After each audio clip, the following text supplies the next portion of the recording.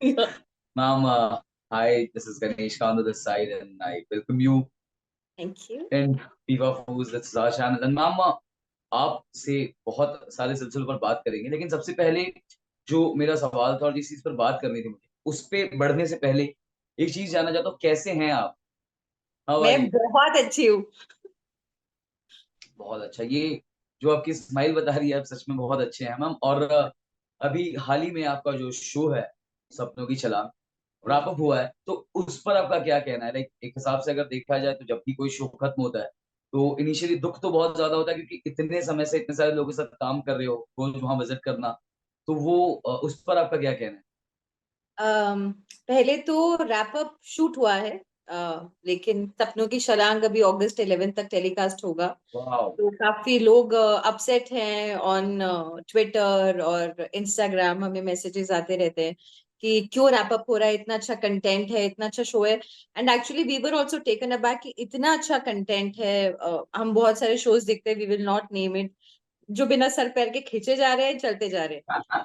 This show had so much to offer, जहाँ कोई hero heroine वाला, सास बहू वाला, वो वाला ड्रामा नहीं था। आई गेस हमारी ऑडियंस को भी एक्सेप्ट करना पड़ेगा कि अ, थोड़ा लीक से हट के देखना पसंद करें, तो प्रोड्यूसर्स, राइटर्स, कंटेंट क्रिएटर्स ऐसा कुछ नया लेकर आ पाएंगे। अगर आप उसको देख के अप्रिशिएट, कुछ सेगमेंट के लोग हैं जिन्होंने बहुत अप्रिशिएट किया, जो भी मुझे मिला इनफैक्ट उसने बहुत पसंद किया है। But I don't know what went wrong, we are taken aback and surprised कि इतना अच्छा देखना। Because it's not only about me, मैं घर पे भी देखती हूँ, मेरा 10 साल का बेटा है, मेरी मम्मा है, तो हर एज ग्रुप को इंटरेस्ट जगा रहा था शो। रूमीज का जो था वो मेरे बेटे को बड़ा पसंद आता था, मदर के, पेरेंट्स के कंसर्न मम्मा को समझ में आते थे। तो टारगेट ऑडियंस सारी थी। What went wrong I don't no, but हाँ, दुख तो हो रहा है, दुख तो है।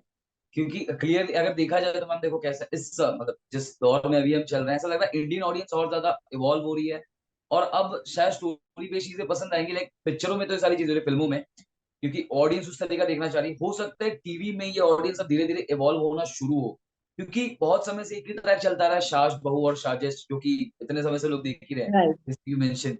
तो वो कितना दुःख होता है मैम इस चीज़ पर कि जब बोलते हैं ना कि कला जो आपकी है, जो एक राइटर है, जो कोशिश कर रहा है लीक से कुछ हटके करने की, जब उसको ऑडियंस ना पसंद करे तो वो मतलब कैसा लगता है मैम? एग्जैक्टली मैं वही बोल रही हूँ कि वो दुख होता है, वो तकलीफ है कि कुछ अलग हटके करने की कोशिश की। जहां इनिशियल इतने एपिसोड्स तक तो किसी लड़के की एंट्री नहीं थी कि हीरो बोला जाए। आया ऐसा कॉन्सेप्ट ही नहीं था स्टार्ट में कि इस शो में कोई हीरो हीरोइन का भी ट्रैक होगा। और फिर कोई भी जो हीरोइन के साथ आता है तो उसको हम उस एंगल से देखते हैं, लेकिन वो भी अपनी कहानी लेकर आया था, अपनी गर्लफ्रेंड लेके आया था, अपनी स्टोरी उसकी अलग चल रही है। तो ऐसा कोई कॉन्सेप्ट ही नहीं था, इतना घरेलू जो सब बोलते रहते हैं। मैंने भोजपुरी फिल्म्स भी की हैं, तब हमेशा बोलते थे कि एक ऑडियंस ऐसी होनी चाहिए जो अ, अ, आप पिक्चर ऐसी बनाएं, आप शो ऐसा बनाएं जो हम परिवार के साथ देख पाए। तो जब ये शो आया तो कहाँ गए हमारे ऑडियंस? देवर बहुत कमिटेड ऑडियंस भी रही है हमारे शो पे, तो उनको तो दुख हो ही रहा है, but I don't know again. चलिए ठीक है मैम। और मतलब अभी ये जो आपका शो रहा सपनों की छलांग, इसमें आपकी जर्नी कैसी रही? लाइक इसको आप कैसे डिस्क्राइब करेंगे उस चीज़? Journey was beautiful. मतलब मेरे पास वर्ड्स नहीं है एक्सप्रेस करने की, क्योंकि इस शो ने मुझे बहुत दिया है। पहली बात तो इतनी बड़ी छलांग दी है अपना कैरेक्टर पोर्ट्रे करने की। वाह! इतना स्ट्रॉन्ग कैरेक्टर अब हम देखते हैं तो शोज में बहुत कम आता है जहां mother is a prominent character equivalent to the lead girl. मतलब उतना ही हम देखिए, पर्दे पे उतना ही बराबर से हम लोग काम कर रहे हैं। तो ये अपॉर्चुनिटी बहुत कम और कभी कभार मिलती है जिसमें आप you want to give your 100%। तो इस यस। शो ने मुझे उस लिहाज से, जब मुझे परफॉर्मेंस ओरिएंटेड स्क्रिप्ट मिली, I am very grateful to the makers. क्योंकि मुझे फील हुआ ये शो करते करते कि जब मैं दिल्ली से मुंबई आई थी, जब मेरे सपनों की छलांग मैंने दिल्ली से मुंबई की भरी थी, तो मेरी मदर को मन में क्या क्या आए होंगे ख्याल, कुछ डर होंगे, कुछ एब्सोल्युटली। एप्रीहेंशन होंगी। मेरे पेरेंट्स को भी ये सब हुआ होगा। उन्होंने ही मुझे पुश किया था मुंबई आने के लिए, बट हमें बच्चों पे भरोसा करना पड़ता है बेसिकली। तो उनके सपनों को लेकर तो करना ही पड़ता है, हाँ। क्योंकि अगर हम नहीं करेंगे तो कोई नहीं कर सकता उसके अलावा बच्चे। Exactly, exactly. अभी मैम आपने जैसे सेंटेंस खत्म किया, आपने बोला कि आप दिल्ली से मुंबई आए, तो मतलब ये चीज मेरे को जाननी थी कि ऐसे मतलब ऑलरेडी बहुत सारे एक्टर्स हैं जो कहीं ना कहीं अपना कंफर्ट जोन छोड़ के, अपनी सिटी छोड़ के मुंबई में आए हैं वर्क करने के लिए, काम कर रहे हैं डेडिकेशन से। तो मैम जब आप घर से अलग होते हो, एक पर्टिकुलर मूवमेंट क्या होता है, और मतलब बोलते हैं ना कि अपना शहर पीछे छूट रहा है, आप दूसरे शहर की तरफ बढ़ रहे हो, उस दौरान अंदर फीलिंग क्या होती है? डर, डर होता है। और मेरे जैसे बच्चे के लिए, मुझे 19 साल हो गए अब मुंबई में। आई केम इन 2004। मैं घर का सबसे छोटा बच्चा थी। तो मेरे दो बड़े भाई बहन, मैं बहुत ही प्रोटेक्टेड चाइल्ड रही हूँ।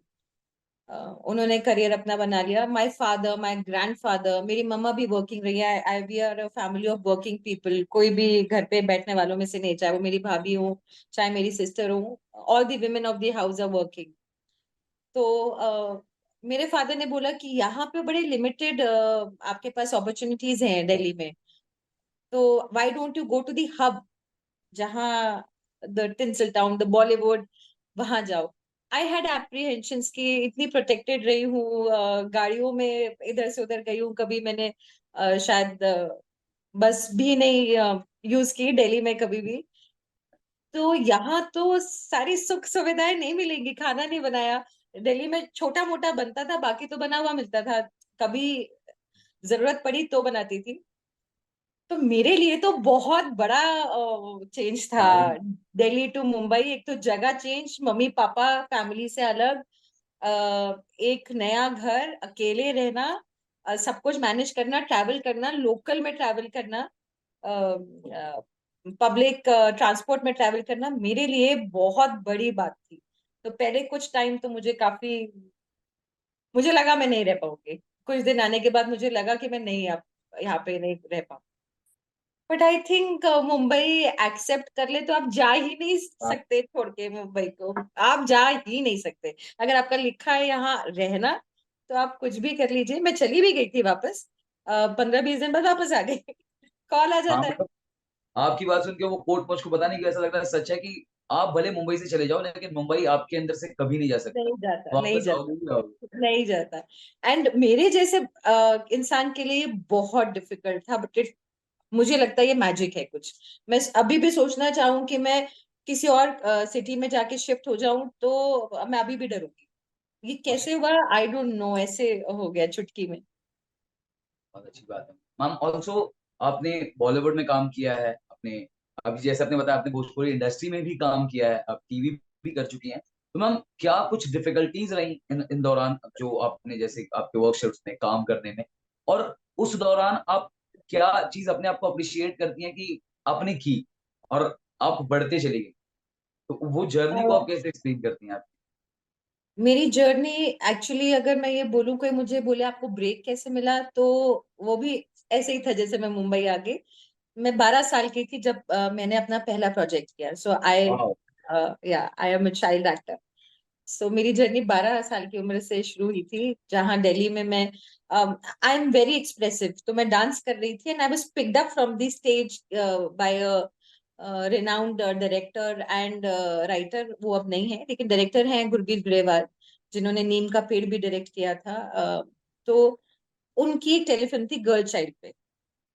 वहां से मेरी जर्नी शुरू हुई, और I was in what, fifth और सिक्स क्लास, और वहां से मैं, आई हैव नेवर लुक बैक। लोग पहले थिएटर करते, मैंने पहले टेलीविजन किया, इलेक्ट्रॉनिक मीडिया किया। फिर वाह। मैंने ग्रेजुअली अपने आप को इम्प्रूव करने के लिए थिएटर किया साथ साथ। एट द एज ऑफ 12-13, वो जो साहित्य कला परिषद, एनएसडी की वर्कशॉप्स होती थी बचपन में, 13-14-15 साल की उम्र में कंटिन्यूस वो किया। फिर इलेक्ट्रॉनिक मीडिया तो साथ में चल ही रहा था। मैंने फिर थिएटर भी किया, अपने नट सम्राट ग्रुप है दिल्ली वाह। में, उनके साथ किया मैंने थिएटर। एंड मैं अपने आप को, आई बिलीव कि आपको ग्रूम करते जाना चाहिए, कोई लर्निंग की एज नहीं है। तो इट जस्ट हैपेंड। और मुंबई आने के बाद भी things just kept happening. Delhi वाले लोग भी बहुत आते थे I guess. The best part here is आप आपके कैलिबर पे आपको काम मिलता है, ऑडिशन करने पे मिलता है। आपने ऑडिशन दिया, आपने अपने आप को प्रूफ किया। इट्स नॉट अबाउट कि हाँ वो एक्टर अच्छा है उसको ले लो, तो आपने ट्राई कर लिया, वो नहीं। दिल्ली में ऐसा होता था कि एक्टर अच्छा है, फोटोग्राफ्स देखा, चाहिए ये काम किया है, ओके। यहाँ चीजें अलग थी। बट मुझे ये सिस्टम पसंद आया कि यस, आप अपने आप को प्रूव भी कर पा रहे। Nobody can point at you कि ये तो ऐसे ही आ ऐसे ही आ गया। गया। ये सो फोटोग्राफ वाली बात मुझे एक्चुअली में जाननी थी मैम आपसे, क्योंकि मैंने मतलब एक्चुअली अगर देखा जाए एनएसडी से लाइक चाहे अनुपम खेर हो, नवाजुद्दीन सिद्दीकी हो, पंकज त्रिपाठी हो, इन सभी लोगों ने कहीं ना कहीं उस चीज का जिक्र किया है कि यार डायरेक्टर ने फोटोग्राफ देखी और प्ले मिल गया। तो ये मुझे जानना था आपसे क्योंकि मैम आप कोई मंडी हाउस विजिट किया आपने? हाँ, किया है। हाउ मतलब मैं इट्स मंडी हाउ हाउस में कभी जाके ऐसे चिल आउट नहीं किया, बट क्योंकि हमारे प्ले की रिहर्सल्स वहीं होती थी, तो मैंने माहौल देखा है कार से आते जाते। I never stood actually. There या कुछ मिला नहीं, बट मैं प्लेस देखने गई हूँ। चाहे वो एसआरसी में, मंडी हाउस में एसआरसी हो, या लिटिल थिएटर ग्रुप हो, वहां पे हमारे शोज भी होते थे, तो वहां गई हूँ। और मैम ये एक चीज मैं जानना चाहता था कि जब आप एक थिएटर आर्टिस्ट होते हो तो ये आपको कितना हेल्प करता है, लाइक जैसे आप थिएटर आर्टिस्ट हो तो आप यूजुअली कैमरा नहीं फेस करते, आपके सामने ऑडियंस होती है। और जब आप सेट पे विजिट करते हो तो कहीं ना कहीं आपके सामने कैमरा होता है और आपको क्लियरली कैमरा में पहले देख के फेस करना पड़ता है। तो वो आपका फर्स्ट एक्सपीरियंस कैसा था जब आपने कैमरा फेस किया, सामने आपको बताया गया कि ये मार्क है और इसको ऐसे फेस करना, और जब ये सारी चीजें आपको बताई गई तो जब आपने पहली बार कैमरा फेस किया तो वो आपका रिएक्शन कैसा था मैम? मैं 12 साल की थी जब मैंने पहली बार कैमरा फेस किया। जी बता। तो जब मैं 12 साल की थी तो आपका माइंड बहुत ही जैसे बच्चों का दिमाग होता है, कैसे आप इजीली आप ग्रास्प कर लेते हैं। तो मुझे बताया गया और वहीं से सीखना शुरू हो गया। जैसे स्कूलिंग में आप सीखते हैं, आप किसी सब्जेक्ट की पढ़ाई करते हैं, आप सीखते हैं, आप क्लासेस एक के बाद एक दूसरी क्लास में प्रमोट होते हैं। तो आई गेस मैं प्रमोट होते ही चली गई, सीखा, अच्छा यहाँ से यहाँ कैमरा है तो यहाँ से। बट मुझे थिएटर ने काफी हेल्प किया, क्योंकि मुझे बताया गया था जो ये ऑडियंस है, ऑडियंस आपका कैमरा है। तो आप पीठ नहीं दिखाएंगे ऑडियंस को, आप वाह। टर्न कर रहे हो तो आप इस एंगल से करेंगे। तो वो मुझे इलेक्ट्रॉनिक मीडिया में बहुत काम आया, जो शायद इनिशियली मुझे पता चल गया। इलेक्ट्रॉनिक मीडिया के साथ साथ जो मैंने थिएटर के वर्कशॉप्स की, मुझे लगता है सब कुछ वॉज प्लान फॉर मी, जो एक साथ होता चला गया और मुझे किसी चीज की वजह से रुकना नहीं पड़ा। मुझे लगता है कि वो कुछ प्लानिंग भगवान जी ने करके भेजी थी। I was born to do this. पता नहीं वो एक्चुअली कैसे होगा, मतलब मुझसे पूछे आप तो ये कैसे हुआ, तो मुझे आज भी समझ नहीं आता कि ये हुआ कैसे।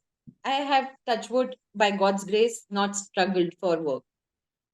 इट्स एक्चुअली लाइक मिराकल हो गया, और मिराकल भी कह सकते हैं, गॉड प्लान कह सकते हैं, क्योंकि लिखा था किरदार और बस अब उस किरदार को प्ले कर दे धीरे धीरे। हाँ बस वो, और मतलब वो ऐसे कहते थे झोली में आके गिर गया।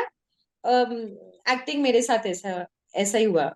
मैं देखती जरूर थी, एडमायर करती थी, लगता था टीवी पे आना है, क्योंकि ऐसा लगता था, बट वो कभी लगता नहीं था पॉसिबल होगा। ऐसा थॉट भी नहीं आया।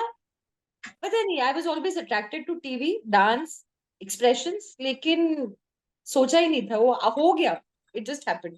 मुझे थॉट ही मैम नहीं मिला कि मैं कुछ और भी काम कर सकती हूँ। मतलब वो मौका ही नहीं मिला। जब बच्चा 10-12 साल का होता तो ये नहीं सोचता मुझे ये बनना है, तो वो थॉट ही नहीं आया। लेकिन अभी जैसे आपने बोला कि मैम झोली में गिरने वाली बात है, तो मुझे मतलब ऐसा लगता है कि ये आपकी झोली में गिरा नहीं, भगवान कला उन्हीं को देता है जो कला को सहेजने कर उसको आगे ले जाने के काबिल होते हैं। थैंक मतलब यू। मुझे ऐसा लगता है पर्सनली। ये तो अच्छा कॉम्प्लीमेंट है, thank you, I accept it. Glad ma'am. And also ma'am आपने जैसे थिएटर की बात की, तो थिएटर से आपके मतलब आपको फैसिनेशन होगी, लाइक कोई ना कोई एक्टर आपको भी पसंद होगा, और मतलब ऐसे बता सकते हो आपको कौन सा एक्टर है जिसको आप लुक आफ्टर करते हो, या फिर आपको कोई ऐसा एक्टर जिसकी एक्टिंग आपको पसंद हो, या कोई ऐसा रोल जो कि आपको कभी लगा हो कि यार ये रोल मुझे मिलना चाहिए या मैं ये कर सकती थी? आई लुक अप टू, मुझे, मैंने कहा ना, मेरे मुझ में डांस बहुत बसा हुआ था। मैंने कभी कोई ट्रेनिंग नहीं ली डांस की, बट आई वाज वाह। ऑलवेज वेरी एक्सप्रेसिव इन डांसिंग, कोई ट्रेनिंग नहीं ली। तो मैं जब माधुरी दीक्षित को देखती थी, आई वुड नॉट से अ रोल मॉडल और समथिंग, बट मुझे लगता था डांस हो तो ऐसा होना चाहिए कि आप पूरी, आप स्क्रीन पे आए तो आप स्क्रीन कैप्चर कर ले, और आपके अलावा किसी और के ऊपर नजर ही ना जाए, वो आपके एक्सप्रेशंस में दिखना चाहिए। तो I have never had a role model और गॉडफादर, या कुछ भी आप कह लें, but yes, I have admired Madhuri Dixit a lot. वाह। हर कोई एडमायर करता है माधुरी दीक्षित को तो मैम अगर देखा जाए इस समय लाइक रियलिटी शोज का क्रेज बहुत ज्यादा चल रहा है, big boss is already going on, खतरों के खिलाड़ी चल रहा है, तो ऐसा कोई आपका फ्रेंड जिसको आप सपोर्ट कर रहे हो, या बिग बॉस में ओटीटी चल रहा है इस समय? No, I am not following Bigg Boss OTT. मुझे लगता है स्ट्रेस हो जाता है इतने लड़ाई झगड़े देखकर। इतना कम मौका मिलता है खुश रहने का लाइफ में। आप स्ट्रगल कर रहे हैं लाइफ में, आप अपना काम कर रहे हैं, आप अपना घर संभाल रहे हैं, उसमें भी लड़ाई झगड़े देखो। आई फील, मैं खुद होंगी तो शायद मैं सबको बोलूंगी देखो, बट लाइक मैं फुल ऑफ खुद नहीं ड्रामा। हूँ। या इट्स मतलब फुल मैम ऑफ, ऐसा पता चला था कि आप आकांक्षा पुरी को थोड़ा बहुत सपोर्ट कर रहे थे रियली, लेकिन no no no no, I really don't know her also. Okay ma'am. Ma'am आगे चल के क्या कभी हम आपको किसी रियलिटी शो में देख सकते हैं, like big I boss mean हो गया, खतरों के खिलाड़ी हो डांस होगा फॉर श्योर। गया, डांस शो होगा, गजब excited. Yeah, and ma'am I आपके कोई I आगे? would like to learn, and मतलब मेरा मौका नहीं मिल पाया कि, but I have always wanted to learn a form of dance, but हमारे शूटिंग स्केड्यूल जैसे होते हैं कि आप क्लासेस मिस करें या ये करें, वो हो ही नहीं पाता, या इसको एक्चुअली बहाना बोल ले, बट नहीं हो पाया नहीं हो पाया। मैम मैम लाइक अभी आप सीरियस सी बात करते करते एक चीज मुझे कहीं ना कहीं महसूस भी लगा पूछना चाहिए, तो मैम हर एक आर्टिस्ट जो होता है, जैसे इवन आई राइट समटाइम्स, तो एक आर्टिस्ट जब भी होता है उसको कहीं ना कहीं ब्लॉक जरूर आता है। वो ऐसा महसूस होता है कि यार थोड़ा सा टाइम चाहिए, या कुछ तो उस मोमेंट में करना चाहिए, तो आप वो जो एक ब्लॉक टाइम आता है उसको आप कैसे कोप अप करते हो, और लाइक कैसे अपने आप को स्ट्रेंथन करते हो? नहीं, आप मुझे दोबारा समझाइए, मुझे I didn't get your question. Ma'am जैसे कभी कभार कैसा होता है कि लाइक अगर कोई आर्टिस्ट है, तो आर्टिस्ट कभी कभार बोलते हैं ना कि उसके बिहाइंड द सीन, जैसे एक पर्दा होता है आगे का और एक पर्दे के पीछे, तो पर्दे के पीछे कहीं ना कहीं आर्टिस्ट अपने कुछ प्रॉब्लम फेस कर रहा होता है, लेकिन उसको पर्दे के आगे आकर मुस्कुराना है, खिलखिलाना है, तो वो आप कैसे प्रिपेयर करते हो अपने आप को उस चीज के लिए? I guess I am a very happy go lucky person. मुझे अगर कोई चीज परेशान भी करते तो वो बहुत देर तक परेशान कर नहीं पाती, क्योंकि मुझे आदत है खुश रहने की। तो कोई चीज परेशान करेगी भी ना, वो थोड़ी देर के बाद करेगी, और मुझे लगता है वो भी मुझसे परेशान हो जाएगी कि इसको इस पे भी हंसी आ रही है। मेरे फ्रेंड्स ने ये बात मुझे बोली है कि समझ नहीं आता हाउ यू स्विच अचानक। कभी आपका लो फेज हो जाता है कभी लाइफ में, आई थिंक सबके उसमें आता है। वो किसी भी कंटेक्स्ट में हो सकता है, इमोशनली, किसी भी तरीके से ब्रेक डाउन होता है। तो अ, वो शायद 2 सेकंड का या 3 सेकंड, मैक्सिमम 5 सेकंड मेरा शायद रहेगा, उसके बाद मुझे हंसी आ जाती है, क्योंकि दैट्स मी। मतलब मुझे लगता है मुझे वाह। हंसना बहुत पसंद है। हम आगे आपके कोई फर्दर प्रोजेक्ट्स जिसके बारे में आप बात करना चाहेंगे, कुछ सरप्राइज? वाओ, मैं भी उसी सरप्राइज का वेट कर रही हूँ। अब क्योंकि शो ऑफ कर गया है, but yes, I am getting a lot of calls, a lot of things are in pipeline. This show has given me a lot, and I would like to thank everybody for it. तो मुझे अच्छी projects के ऊपर call आ रही है, जो fruitful दिखता है, मुझे अच्छा लगता है, जो कैरेक्टर्स मुझे स्ट्रॉन्ग दिखते हैं। लेट्स सी क्या वर्कआउट होता है। मैम लास्टली आप अपने फैंस को अगर कोई मैसेज देना चाहती हैं? प्लीज अच्छे कंटेंट को देखिए, सराहिए, आप कर रहे हैं, आप करते रहिए, क्योंकि जब कोई इतना अच्छा शो ऑफ एयर जाता है तो अम, सिर्फ Agree. एक अकेले का लॉस नहीं है, वो पूरी टीम का लॉस है, वो पूरे आई थिंक जनरेशन का भी लॉस है, क्योंकि इतना कुछ बताने के लिए, इतना कुछ अगर मैं अपने शो की ही बात करूँ तो इसमें इतना कुछ था फाइट बैक करने के लिए। जो राधिका का कैरेक्टर था वो फाइट बैक कर रही है लाइफ में, कैसे स्ट्रगल कर रही है, बैलेंस मेंटेन कर रही है between the family and her work. You learn a lot. आप एंटरटेनमेंट के लिए देख रहे हैं, आप कुछ सीख भी रहे हैं, और एंटरटेनिंग भी है उसमें। तो आई गेस मैं यही बोलूंगी, प्लीज अच्छा कंटेंट देखिए। बहुत सारी चीजें जो मैं नाम नहीं लूंगी आप टीवी करते हैं, मैं ये नहीं बोलती हूँ कि मैंने कभी ऐसा कंटेंट नहीं किया होगा। जो सीवियर एक्टर्स, हमें काम करना है, अच्छा काम करना है, बट जो आप पसंद करेंगे वही टीवी पे आएगा। तो वो कंटेंट कैसा भी हो, फिर वो दूसरा कंटेंट भी होगा तो भी हमें पोर्ट्रे करना ही पड़ेगा, because you are liking it. तो मैं यही चाहती हूँ, please keep your blessings, keep your love flowing. Ma'am, thank you so much for talking with me. It was actually an honor talking with you, and all the very best for all your future endeavors, ma'am. We will Thank you be so very much. much glad and excited to see you in further projects, and आपकी बेहतरीन acting से आप दोबारा से दीवाना बना सको बहुत सारे लोग। Thank फिलहाल you so तो much. And I just want to say one thing ma'am कि हो सकता है कि आपका ये इंटरव्यू सुनने के बाद बहुत सारे लोग कोशिश करें छलांग मारने की, जैसे आपने I दिल्ली wish बस अच्छी छलांग मारे, अपने फैमिली को साथ लेके छलांग मारे, लेके अपने छलांग। फैमिलीज के अगेंस्ट नहीं मारे, अपनी फैमिलीज को अपने कॉन्फिडेंस में लेके उनके प्यार के साथ, उनकी ब्लेसिंग्स के साथ। That is more important. मेरे साथ मेरी फैमिली थी, इसीलिए मैं यहाँ हूँ। तो उनको, उनका सपोर्ट या उनको कन्विंस करना आपके हाथ में है। This is what I believe, and उनके बिना नहीं। लाइक कहीं ना अकेले कहीं कोई कुछ नहीं कर ब्लेसिंग सकता। चाहिए। Thank you so much ma'am for joining. धन्यवाद, बहुत सारा प्यार आपको। Sending lots of love thank and you. Positive vibes. Thank you so much, much needed. Thank you. Bye. Thank bye, take care.